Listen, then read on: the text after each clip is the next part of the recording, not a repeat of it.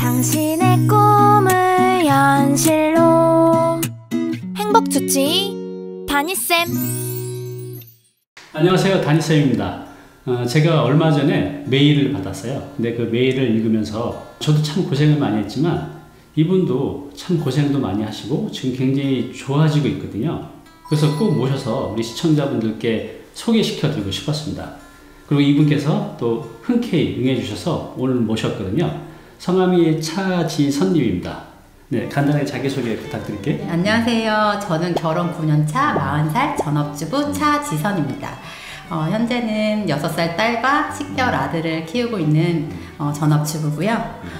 틈틈이 블로거도 하고 유튜브도 하고 있습니다. 유튜브는 언제부터 하셨어요?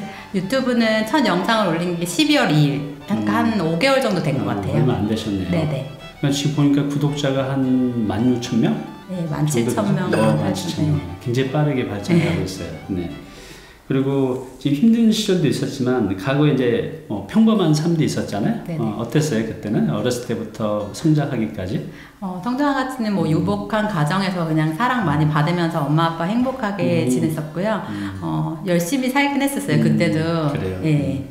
이제 그러다가 살면서 좀 삶의 위기가 온 걸로 아는데 어떤 상황이 있었어요? IMF 때 네. 보통 다 힘드셨잖아요. 네. 그때 아버지 사업이 파산하면서 안정적인 집이 완전 많이 힘들어졌어요. 그게 몇 살 때예요? 그게 대학교 1학년? 2학년 그때였거든요. 딱 학창시절 이제 뭔가 이제 새로운 걸 시작하려고 할 때였어요. 네. 그래서 많이 어려워져서 이제 빚이 어마어마하게 늘어났고 그 빚을 갚아야 했고 저희가 살던 집에서도 이제 경매로 넘어가서 나오게 됐거든요. 네, 그래서 그 시절이 가장 힘들었었어요. 형제는 어떻게 되시는데? 여동생 한 명 있어요. 그럼 이제 4인 가족이셨네요. 네네네. 그러면 이제 그 시기가 가족들이 다 고생들이 많으셨을 텐데 네네. 또 대학교 1학년이면 가장 멋내고 예민할 때인데 더더욱 힘드셨을 것 같아요. 근데 그런 이제 고난의 시절을 어떻게 이겨내셨나요? 우선은 이제 경제적으로 많이 힘들었어요. 그래서 네. 등록금도 벌어야 하고 거기다 생활비까지 제가 이제 조달해야 되는 상황이었어요. 그렇지만 저는 이제 제가 좋아하는 사회복지학 학교에 들어갔기 때문에 네. 열심히 공부하는 원동력이 됐고 사실은 그때가 힘들었지만 여러 가지들을 함께 했었어요. 그러세요? 네, 그래서 그때 맨날 아르바이트하고 공부하고 그러면서도 동아리 활동도 열심히 했거든요. 네. 그 모든 것들을 관리한 것들 네. 그리고 그 시절에 뭐 돈 관리 같은 것들 시간 관리 이런 것들을 조금 일찍 깨우친 것 같아요. 그래서 나이에 맞지 않게 돈 관리 시간 관리를 잘 할 수 있는 원동력이 되지 않았나. 네. 그럼 그때 이제 학교 다니면서 아르바이트도 많이 하셨겠네요. 네네네. 어떤 거 해보셨어요? 그러니까 우선 학기 중에는 공부에도 충실해야 되잖아요. 그래서 공부를 하면서 할 수 있는 학과 행정실이라든지 도서관에서 알바, 근로장학생이라고 있거든요. 네, 그런 것들을 공강 시간에 하고, 그러니까 공부에 피해를 안 주면서 그런 식으로 했고요. 그다음 방학 때는 서점 뭐 입력하는 알바, 백화점에서 인형 파는 거, 뭐 전화 설문지 알바, 방문 설문지 알바, 뭐 그래요. 진짜 많아요. 나열할 수 없을 정도 많아요. 예. 그럼 그 시절 때 뭐 대학교 1학년이면 미팅도 하고 그러고 싶은 네. 나이인데 미팅 좀 해보셨어요? 네, 그런 거는 또 그런 것도 다 잘하면서 그래요. 그래도 잘하시는 능력자시네요. 그래 이제 이렇게 뭐 간단하게 말씀하셨지만 그 긴 세월 아버님이 아이부터 이렇게 힘들어지고 그걸 하기까지 가족들이 다 힘들었을 텐데 참 잘 견뎌내신 것 같아요. 근데 이제 지금은 또 이제 좋아지는 삶을 살고 계신데 지금 자신이 이렇게 성공적인 삶을 살아가는 거 그건 이제 우리가 사회에서 봤을 때 우리가 크게 성공했다는 거 말고 내가 가급해서 내가 잘 되고 있는 느낌이 있잖아요. 근데 지금의 나를 이끈 3가지를 말씀하신 건데 그게 어떤 거죠? 지금의 나를 이끈 가장 큰 요인 3가지를 만약 뽑으라면요. 첫 번째는 전 20살부터 새벽 기상을 했었어요. 현재는 3, 4시에 일어나는데 3, 4시요? 몇 시에 자요 그러면? 뭐 9시면 자요. 그때는 일찍 애들이 잘 때, 애들 재울 때 8시, 9시에 자고 왜냐면 그때 잘 자기 때문에. 그리고 애들 일어나기 전에 2시간 정도 공부를 하기 위해서 새벽 3시에서 4시에 일어나거든요. 근데 그 시절에는 새벽 6시에 일어났어요. 그래서 새벽 6시에 일어나서 아침 운동을 항상 했었거든요. 20살부터 지금 제가 40살인데 20년 동안 새벽 기상을 했었어요. 그래서 그거와 그게 첫 번째 요인이고요. 두 번째는 이제 새벽 기상뿐만 아니라 운동. 그러니까 체력적으로 이렇게 무너지면은 마음도 다 무너지게 되더라고요. 그래서 제가 그 힘든 시기를 겪으면서도 고난을 잘 극복할 수 있었던 거는 체력적인 힘이 있었기 때문이라고 생각을 해요. 그래서 어려움이 닥쳐와도 좀 긍정적으로 생각할 수 있는 게 건강이 중요한 것 같아요. 맞아요. 그래서 네. 체력을 기르기 위해서 항상 운동을 끊임없이 했었었고요. 마지막을 뽑으라면 사실 저는 어렸을 때는 책을 되게 많이 읽었었어요. 한 중학교 때까지, 그래요? 중학교 1학년 때까지. 근데 중고등학교 때 이제 학업한다면서 팍 놓고 20대 때도 너무 학과 공부 이해는 안 한 것 같아요. 그게 너무 지금은 아쉬운데 그래서 제가 사실은 작년부터 네. 일주일에 한 권씩 꼭 읽었어요. 그래서 1년 동안 52권을 읽었고 그거를 다 독후감을 써서 블로그에 기록을 했어요. 왜냐면 그냥 읽기만 하면 다 날아가 버리더라고요. 그죠. 그러니까 기억이 하나도 안 나는 거여서 그러면 안 되겠다 해서 작년부터 그렇게 기록을 남기니까 길이 보이더라고요, 이상하게. 그래서 그 세 가지가 그랬던 것 같아요. 근데 우리가 새벽에 기상한다는 게 네. 말이 쉽지 이게 참 쉽지 않거든요. 근데 이게 자연스럽게 된 건가 아니면 그냥 노력을 하시는 거예요? 아, 저는 사실 어렸을 때부터 그냥 집안 분위기가 다 일찍 일어나는 분위기여서 그래요? 자연스럽고 그리고 사람이 에너지가 좋은 구간이 있잖아요. 네. 근데 저는 항상 이렇게 아침이나 새벽이 저한테 에너지를 쏟구치는 구간이더라고요. 그래서 그거를 더 활용하기 위해서 하고 그리고 저녁 때 되면 막 빨리 자요. 그땐 피곤하고 그런 인체 리듬을 생각해서 그냥 자연스러운 습관으로 자리 잡는 것 같아요. 그럼 남편분도 그 시간에 같이 주무시나요?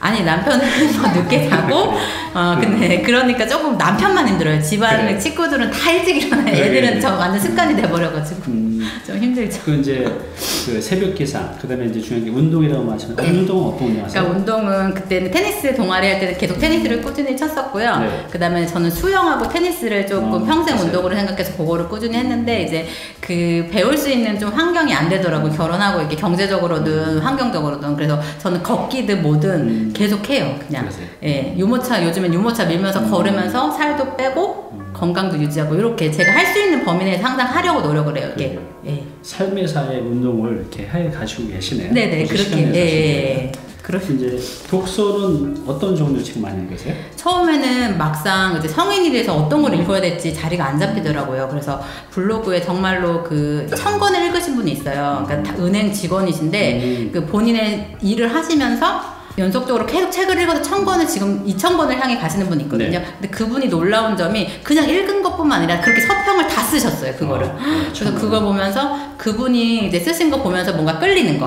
어떻게 어디선가 저도 알아야 되잖아요. 추천해주는 거. 누군가 추천해줄 사람이 없었고 주변에는 그분이 쓰신 거 보면서 뭔가 끌리는 걸 닥치는 대로 이렇게 봤어요. 그분도 많이 지금 성공하셨나요? 어떤 삶을 살고 계시죠, 그분은? 그러니까 그분은 그러니까 뭐 이렇게 근데 이렇게 뭐라 그럴까요? 그렇게 드러내시진 않아요. 그냥 그것만 계속 하시는 건데 그게 너무 사람들한테 울림을 주는 거예요. 책에 대한 동기부여가 되고. 그렇죠. 그분은 이제 그분의 영향을 받으셨잖아요. 네. 그분은 정말 많은 분들한테 좋은 일을 하고 계신 그런 것 거죠. 같아요. 그 얼마나 많은 분들이 그분을 통해서 동기부여를 받겠어요. 맞아요. 그래서 지금 말씀하신 것처럼 우리가 성공하는 게 그렇게 어렵지 않은 것 같아요. 새벽 기상, 독서, 그다음에 이 정신력도 체력에서 나온다고 하잖아요. 그래서 이 운동, 이 세 가지를 이렇게 꾸준히 해간다고 하면 정말 멋진 삶을 살 수 네. 있을 것 같아요. 저도 거기에 대해서 100% 공감합니다. 네. 영상 보시다가 도움이 되셨다면 아래 구독과 알람 버튼 눌러주세요.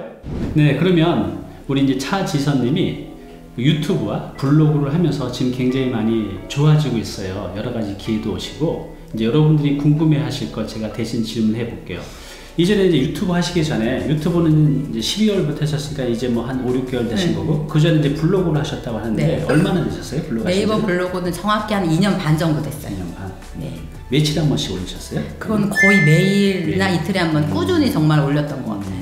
거기는 주로 이제 어떤 컨텐츠가 담겨져 있죠?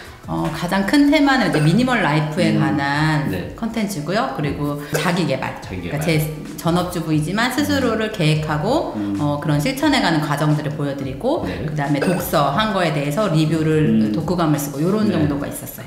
미니멀 라이프가 어떤 거죠? 미니멀 라이프는 이렇게 사전적인 의미로는 뭐 최소한의 물건을 가지고 생활하는 사람들 뭐 이런 네. 그런 삶의 방식이라고 나와요. 근데 사실 최소한의 것이라는 건 사람마다 기준이 다르기 때문에 네. 딱 어느 만큼이 최소한이라는 기준은 없거든요. 그 대신 중요한 거는 자신에게 불필요한 것들을 제거하고 꼭 필요한 것들이 물건뿐이 아닌 거예요. 그러니까 시간과 에너지, 인간관계 이 모든 것들의 불필요한 것들을 제거함으로써 자신에게 진짜 중요하고 뭔가 추구하는 가치죠. 그거에 이제 달려가는 거예요. 거기에. 예. 저는 미니멀 라이프 하면 어떤 물질적인 것만 생각하는데 정신적인 것도 네, 그게 더 어떻게 보면 더 중요한 거예요. 유튜브 보면 저도 봤는데 예. 집안이 굉장히 간소하세요. 예. 근데 우리 인간의 욕망이 있잖아요. 이것도 사고 싶고 저것도 사고 싶고 네. 그런 것들을 욕망이 있지만 내가 통제하는 건가요? 아니면 그런 게 없는 게 편하신 거예요? 근데 예를 들어서 지금 제가 10평대 아파트에 살고 있어요. 네. 보셨다고 하셔서 말하는데 제가 어려운 시기를 겪었다고 했었잖아요. 네. 그때는 정말 그냥 약간 산동네 비슷한 고개 있는 데서 9평의 주택이었는데 세면대도 없었고요. 너무너무 추웠었어요. 그래서 전 사실 저의 추위를 잠재울 수 있는 공간만 아니면 정말 어느 곳이든 저한테는 너무나 감사하는 곳인 거예요. 그래요. 사실은 무력이 아예 없진 않지만 많진 않은 것 같아요. 예. 지금 자녀가 한 명? 두 명. 두 명이요? 그러면 내가 미니멀 라이프를 살아도 남편이 또 자녀가 살려는 것도 많잖아요. 네. 다 아이들도 거기에 대해서 도움이 주나요? 어때요? 아니면 막 통제를 하세요? 뭐 어느 정도는 할 수도 있는데 저는 이제 거기서 미니멀 라이프들도 말하는 게 소유보다는 공유거든요. 그러니까 요즘에는 같이 공유할 수 있는 것들이 많잖아요. 예를 들어서 장난감 같은 것도 빌려주는 데도 많고 서로 이웃끼리 나누기도 하고 왜냐면 잠깐 쓰거든요. 특히 육아용품들은 잠깐 애들 금방 크기 때문에 신발이다 이런 거 사도 오래 못 써요. 그런 걸 사실 공유함으로써 그러니까 사실 많은 물건을 들이지 않아도 서로가 이렇게 공유함으로써 할 수 있기 때문에 크게 부족하다고 느끼진 않는 것 같아요. 그래요. 이 4차 산업시대가 이제 공유경제라고 하잖아요. 네네네. 차도 사람도 모든 다 공유하는 건데 그 트렌드에 맞는 것 같아요. 네. 자, 그러면 이제 그 유튜브는 올 12월, 그러니까 작년 12월부터 했으니까 한 5, 6개월 되셨는데 네네. 유튜브 하기가 참 쉽지 않은데 어떤 동기가 있었나요? 예, 동기가 있었어요. 우선 첫 번째는 남편과 아버지 또한 저한테 블로그 오래 했으니까 한번 유튜브도 해보라고 권해주기도 했었고요. 네. 그리고 더욱더 결정적인 계기는 강의를 통해서 네. 강의를 보고 책을 보면서 갑자기 이거 나도 할 수 있는 일 같은데? 왠지 그래요. 내가 좋아하는 일 같은데 그런 순간이 있잖아요. 네, 딱 그쵸. 그 느낌이. 끌림. 근데 저는 조금 끌림이 오면 바로 실행에 옮기는 스타일이라서 그 책을 보자마자 그냥 바로 공부를 시작했어요. 유튜브 그랬어요. 개설하자 이렇게. 예. 그래요. 이제 유튜브 하시는 분들이 가장 또 고민하는 게 이 컨텐츠 아이디어잖아요. 네네. 이게 참 힘들어 하시는데 네. 본인은 이런 영상 콘텐츠를 어떻게 아이디어를 찾아내세요? 그러니까 저는 운 좋게 이제 블로그를 아까도 말씀드렸지만 미니멀 라이프를 2년 동안 꾸준히 매일매일 하면서 미니멀 라이프 책도 많이 보고 영상도 많이 보고 정말 공부를 많이 했어요. 네. 사실 뭐 아무런 금전적 이득은 없었지만 그냥 좋아서 정말. 근데 요즘엔 취미가 콘텐츠가 되는 세상이잖아요. 네. 제가 너무 좋아하고 1년 이상 지속할 수 있는 콘텐츠를 잡으라고 하더라고요. 그래서 맞아요. 이거 나 2년 동안 했는데 아직도 하고 싶은 게 너무 많아. 그럼 이거 하면 되겠다. 그런 생각이 딱 들면서 전 블로그에 있는 여러 가지 자료들과 계속 지금 시대의 흐름에 맞는 그런 것들을 수입하면서 네. 저는 계속 그 컨텐츠를 양산해 나가는 것 같아요. 그래요. 그럼 이제 이렇게 유튜브 콘텐츠 만들면서 뭐 좋은 점도 있고 또 이제 불편한 것들도 있잖아요. 네. 어떤 게 좋았고 어떤 게 좀 불편하고 힘들었나요? 정말 근데 좋았던 점이 정말 많아요. 우선은 내가 무언가를 할 수 있다는 것 자체가 제가 살아있음을 느끼고요. 네. 근데 그게 좋아요 혹은 댓글로서 이제 드러나잖아요. 네. 근데 블로그는 사실 금전적인 혜택이 되게 미미해요. 그러니까 네이버 애드포스트라는 게 있지만 네. 정말 막 메인에 대도 몇만 원 안 되고 그렇죠. 그렇기 네. 때문에 제가 거의 10,000명에 가까운 구독자를 지금도 블로그에 있음에도 불구하고 사실 그런 건 없었어요. 사실 돈까지 벌 수 있다면 이게 금상첨화잖아요. 그렇죠. 내가 좋아하는 일을 하고 거기서 성취감을 느끼는데 그 성취감에 대한 선물로 수익까지 생기니까 맞아요. 정말 삶의 의미나 성취감을 정말 많이 느끼는 것 같아요. 네. 그게 가장 좋은 점이고요. 네. 그리고 좀 힘든 점이라고 할 수 있는 거는 제가 아무래도 둘째가 지금 네. 막 기어다니는 10개월이에요. 그러다 보니까 하루 종일 같이 있고 낮잠도 짧게 자기 때문에 영상을 그렇죠. 촬영하기 너무 힘든 거예요. 그래서 그런 점 빼고는 크게 힘든 점이 없고 더욱더 좋은 점이 많은 것 같아요. 네. 지금 영상에 아이들이 나오는 장면도 있나요? 직접적으로 얼굴을 아무래도 좀 그래서 그쵸. 막 하진 않고 이렇게 간접적으로 나온 뒷모습이나 이런 것들은 조금 있어요. 그래요. 그리고 이제 또 궁금해하실 게 네. 이제 막 유튜브 시작하셔서 조금씩 수입이 들어오는데 이제 한 2, 3개월 되셨잖아요. 네. 얼마 전에 살짝 우리 시청자분들에서 그냥 대략 얼마 정도 이렇게 들어오고 네, 4월달 같은 게가 처음으로 이제 한 달인데 그때는 조금 넘었었고, 예. 사실 미니멀 라이프랑은 조금 거리가 있는데 그걸 많이